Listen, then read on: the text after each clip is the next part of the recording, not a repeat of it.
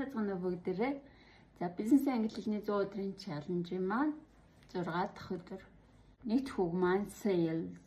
Бүтээгдэхүүн эсвэл үйлчилгээг хэрэглэгчдэд борлуулах үйл явц юм. For example, the company increased its sales this year.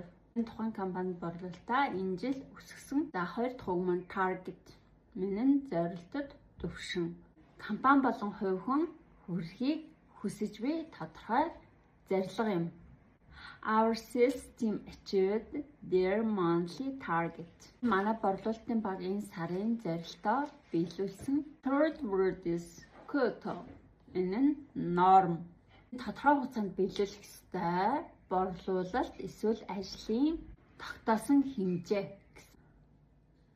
Each salesperson has a monthly sales quota. Борлуулалтын ажилтан бүр сарын борлуулалтын нормтой. Дөрөвдүгээр үг маань customer.